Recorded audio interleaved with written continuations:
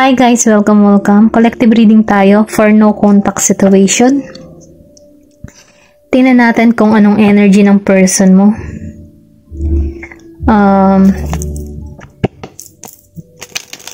Be open-minded po, hindi po halos lahat makaka-resonate. Piliin nyo na lamang.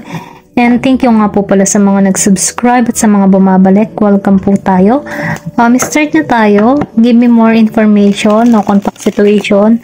Anong energy ng person mo ngayon?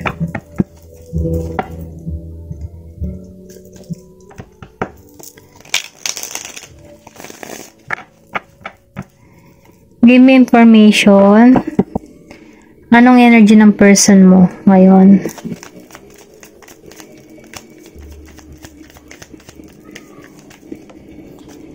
Meron ditong King of Cups, reverse. Meron ditong Ten of Wands, reverse. Anong energy ng person mo ngayon?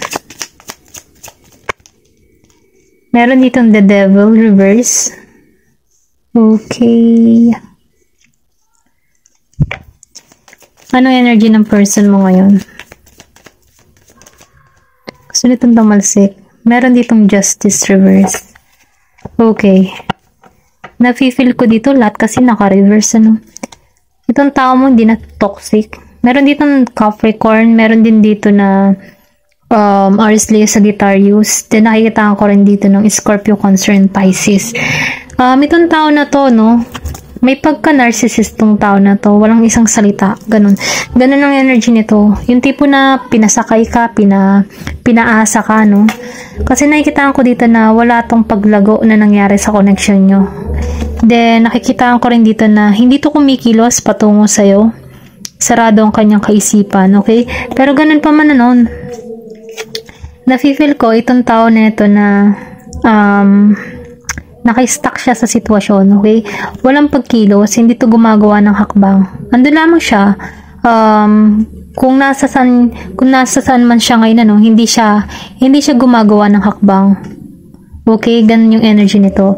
Pero ganun pa man, itong tao na ito, ayaw nito nang stuck sa sitwasyon. Ayaw nito na yung gumugulo or controlling.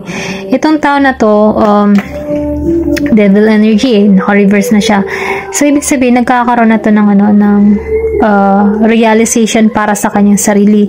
Pero ganun pa man, itong tao na to, umiiwas na to sa mga bisyo, sa toxic behavior niya, ganun ba? Parang, alam mo yun, nagkakaroon na to ng ulirat, nagkakaroon na to ng wisyo. Pero ganun pa man, ano, hindi to controlling, hindi na siya controlling, hindi na siya nagiging matigas ang ulo, no. Ito lang yung nafe-feel ko. Hindi na siya toxic. Pero ganun pa man, hindi lang to kumikilos. Maybe before naging narcissist to, pero nakikita ko din kasi dito na sa tao na to, mahirap pa rin tong pagkatiwalaan, pero hindi na siya toxic. Ayun yung energy. Nakikita ko dito na gusto mo ng justice para rito, gusto mo na magkaroon ng katarungan sa nangyayari sa inyo. Pero nakikita ko dito na wala pang justice na nangyayari, okay? Kumbaga, ito yung hinihiling mo, magkaroon ng justice sa inyong dalawa. Pero ganun pa man, itong tao na ito, sarado pa rin yung kaisipan nito. Maybe meron kayong pagtatalo na hindi nagkasundo, no? Pero ganun pa man, yung tipo ba na kung ano yung iniisip mo na gusto mo ng katarungan, itong tao nito gusto din niya ng katarungan. Ganun, alam mo yung ganung energy. Pareho kayo ng energy. Pero ganun pa man, hindi kayo toxic. Walang toxic dito. Hindi na siya toxic. Hindi siya obsessed, wala siyang bisyo sa panahon ngayon, ito lang nakikita ko. Iniiwasan niya yung mga bisyo-bisyo. Pero itong taong energy nito, sarado yung kanyang kaisipan about sa'yo. Ganon na yung nakikita ko. Tingnan pa natin kung ano pa yung mensahe. Give me more information.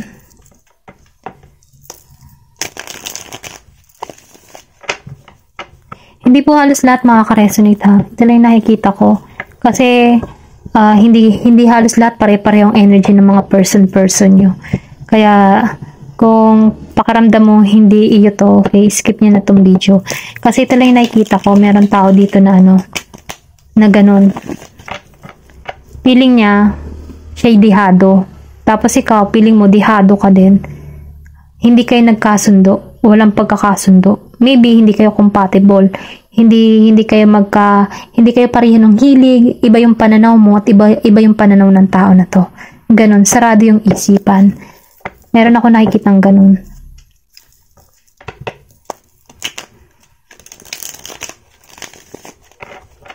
Give me more information. Ano yung energy ng person mo about sa'yo? Ano yung iniisip ng tao mo sa'yo? Meron ditong the moon. Meron ditong Knight of Cups reverse. Ano yung iniisip ng person mo sa'yo?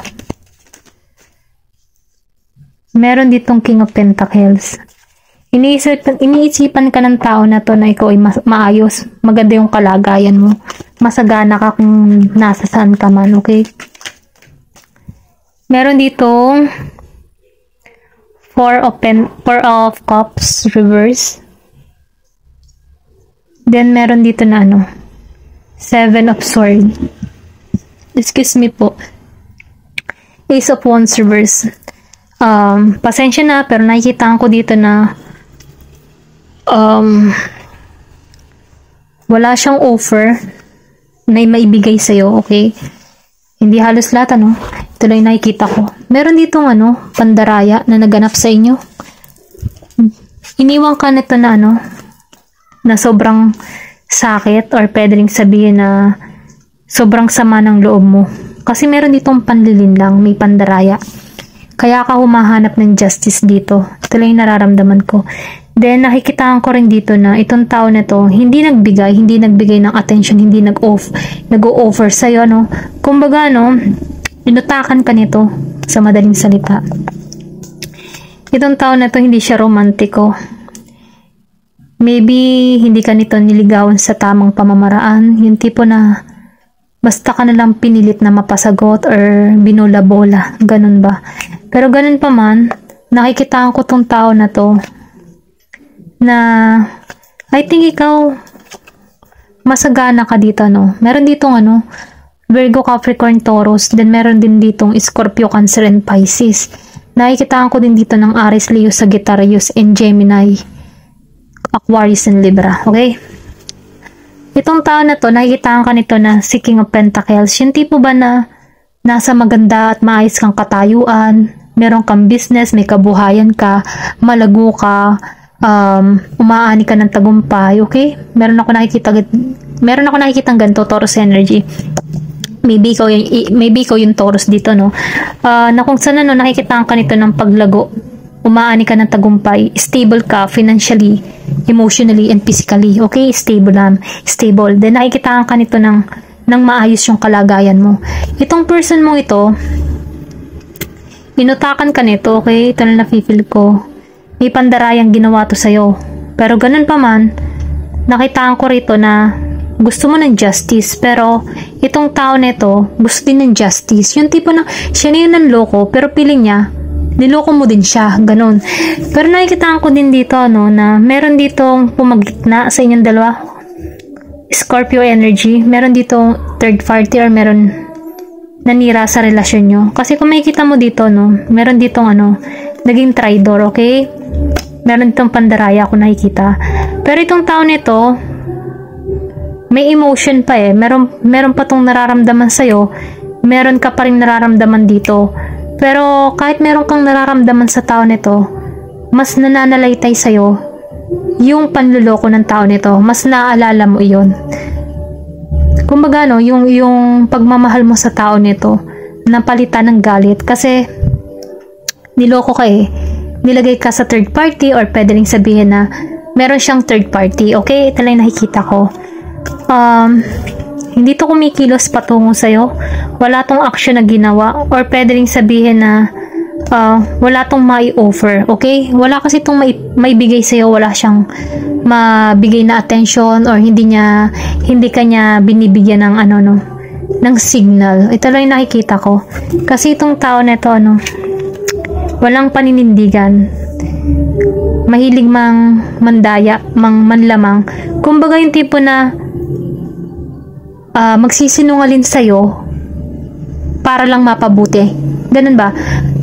Kaya niya magsinungaling para mapagtakpan lang yung kanyang pagkakamali. Ganun. Kahit huling-huli mo na, sinungaling pa din. Ganun. Ganun yung nababibes ko dito, okay? Pero ganun pa man, ano, ito lang yung energy ng person mo. Wala siyang pagkilos na ginagawa. Gusto mo ng justice, pero gusto din niya ng justice. Piling ng tao nito, niloko mo siya, pero sa totoo, niloko ka niya, okay? Pero itong tao na to, nakikitaan ka nito na stable ka, maayos ang kalagayan mo, okay ang pamumuhay mo, okay? Then nakikitaan ko rito na meron ditong third party, may panloloko, may babae, may lalaki, mga ganun ba? Pero itong tao na ito, hindi to kumikilos kasi wala siyang mai-offer para sa'yo. Wala siyang maibigay na oras, panahon, atensyon, okay? Kasi nakatuon lamang siya sa sarili niya. Sarado ang isip niya, okay? Ito lang yung nakikita ko, sarado. Hindi kayo magkasundo kasi ikaw, malawak ang pangunawa mo, siya, hindi. Ganon. Ganon lang yung nakikita ko dito. Tingnan pa natin kung ano yung mensahe. Yung karagdagan na mensahe para sa'yo. Give me more information. Meron dito na photograph. Meron ditong tumitingin ng photograph or pwede rin sabihin na namimiss ka ng tao nito. Gusto nitong gumawa ng panibagong memories or pwede rin sabihin ito yung energy mo. Kaya lang nakikitaan ko dito na ayaw mo. Give me more information. Meron dito na dragonfly. Be light-hearted. Nakikitaan ko dito na nagiginang malino para sa iyong lahat. Nagkakaroon ka na dito ng pangunawa. Nakatuon ka na ngayon sa healing process mo. Then, nakitaan ko din dito na nakatuon ka sa pagbabago. Sa new beginning na kung saan, ano, mas malawak yung pangunawa mo. Nagkakaroon ka dito ng karunungan, katalinuhan, ano, at naunawaan mo na yung sitwasyon na meron kayo, okay? Meron ditong mas. Meron dito nagpuput ng mas. Sabihin natin na, yung kanina yung sinabi ko, meron ditong sinungalin. Meron naging sinungalin sa connection na ito na kung saan ano, nagpapanggap or pwede rin sabihin na nagpanggap siya na ganon, hindi naman pala, or pwede rin sabihin na meron tong ginawang kasinungalingan para makuha yung loob mo, okay? Para ba mapakita niya sa'yo na perfect siya, pero ang totoo, maraming mali sa kanya, okay? Give me more information. Nagpipretend siya na maging something na kahanga-hanga, pero ang totoo, hindi pala siya ganun, okay? At yun yung natuklasan mo. Give me more information.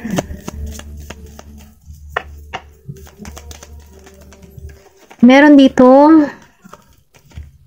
date. Nakitaan ko dito meron parating sa yung bago. Kaya lang, ayaw mo makipag-dealing. Meron din ditong dalawang tao parating sa'yo. May new beginning, ano? Meron ditong tao na nagkaka-interest sa'yo. Then, meron din ditong tao na ayaw mo makipag-usap. Pero nakikita ko dito na meron ditong tatawag sa'yo. Pero ayaw mo makipag-dealing, okay? Iniiwasan mo yung conversation sa tao na to. Meron ako nakikitang ganun dito, okay? Give me more information. Gusto itong kumawala. Love. Nakatuon ka ngayon sa love self mo. Nakatuon ka ngayon sa pagmamahal mo muli sa iyong sarili. Binubuo mo muli yung sarili mo. Nafe-feel ko din dito na once na mas lalo mong minamahal yung sarili mo, mas lalo nagkakaroon ng new interest para sa'yo, okay? Meron ditong mga bago na nagkaka-interest sa'yo. Once na mas lalo kang lumalago, mas lalo kang umaayos, mas lalo kang gumaganda, nakatuon ka sa sarili mo, meron ka ditong ma-attract na new love parating sa'yo, okay? Ito lang yung sinasabi dito. Give me more information. Meron ditong runner. Meron ditong tumatakbo sa connection. Ayaw niyang maging parang may pag-codependent or pwede rin sabihin na nagigitong codependent para sa'yo dahil meron siyang nauhut-hut or meron siyang nakukuha sa'yo. Depende siya or meron siyang mga pangangailangan na naibibigay mo sa kanya. Ganun ba yung energy? Meron ditong boat, meron ditong travel. Maybe nag-iisip ka dito mag-relocate ng iba or pwede rin sabihin meron ditong nasa ibang bansa or pwede rin sabihin na nakatuon ka sa moving on. Kino-close mo na tong chapter ninyo, ng person mo, okay? Kaya lang, nakikibalita ka lamang. Kumbaga, sarado na yung puso't isipan mo sa tao nito. Kaya lang, nakikibalita ka lamang sa pamamagitan ng tarot kung ano nangyayari at ganap sa kanya. Kasi, humahanap ka ng justice kung nagkakaroon na ba ng justice para sa kanya. Ito lang yung nararamdaman ko. Give me more information. Tingnan pa natin kung ano pa yung maipapayo para sa'yo, no? Para meron ditong sign. So, ibig sabihin, yung kanina sinasabi ko na wala ka ng interest sa person mo pero nanonood ka ng mga tarot kasi nakikibalita ka kung kinakarma na ba siya, okay? Meron ditong sign. Meron ditong, if you're looking a sign, here it is. Ibig sabihin, meron ka ditong makukuha na sign, meron ka makukuha na balita about sa person mo, okay? Ito yung nafe-feel ko, or humahanap ka ng sign para sa tao na to. Meron ditong ito, lunar eclipse. Nakikitaan ko dito na open the door to a higher dimensions. Kumbaga magbubukas ang mga bagong pintuan para sa'yo or bagong oportunidad. Excuse me, para sa'yo sa larangan ng pag-ibig. Kumbaga kapag may nawala, kapag may natapos na relasyon, meron diyang kapalit na relasyon na bubuo muli sa'yo, muli sa pagkatao mo, na kung sana magkakaroon dito ng equal and balanced chemistry, okay? Ito lang nakikita ko. Give me more information. Ay, ang dami. Meron ditong familiar, okay? Kasi familiar ka na sa mga ganitong experience, kaya hindi mo na hahayaan yung sarili mo na mapunta ulit sa maling connection, sa maling sitwasyon. Kaya nagiging ka ng familiar, natututo ka na, or sabihin natin na natuto ka na at nakikinig ka na, okay? Ayun nakikita ko. Meron ditong natuto at nakikinig na sa mga advice, or pwede rin sabihin na masinusunod mo na yung intuition mo, sinusunod mo na yung instinct mo, yung inner voice mo, okay? Ito yung nakikita ko. Give me more information. Meron dito na Isis. Cast a spell, protect, heal. So, sinasabi dito, na meron ditong something na nag-i-spell, ganun pa man, protect and heal. So, nagkakaroon ka dito ng healing or pinoprotektahan mo rin yung sarili mo, Ito lang yung nakikita ko, or pwede rin sabihin na yung iba sa inyo gumagamit ng mga protection amulet, mga ganyan, yung mga medallion, okay? Or mga gemstone na for protection, na kung saan ito yung nagbibigay ng panibagong energy kung paano ka nagiging matatag, malakas ang loob. And then nakikitaan ko rin dito na gumagamit ka din ng mga herbal, nang sa ganun, meron ditong healing energy or protection, mga gumagamit ng mga asin-asin, okay? Ito na nakikita ko, or pwede rin sabihin na nagsa-salt bath ka for healing, for protection, para ma-cleansing yung energy mo, okay? Hindi halos lahat sa parteng ito makakatugma, yung iba sa inyo, okay? Ito lang yung nakikita ko dito. Tingnan pa natin kung ano yung pinaka-final message yan. May final message tayo dyan. Ano yung mensahe, gabay para sa'yo.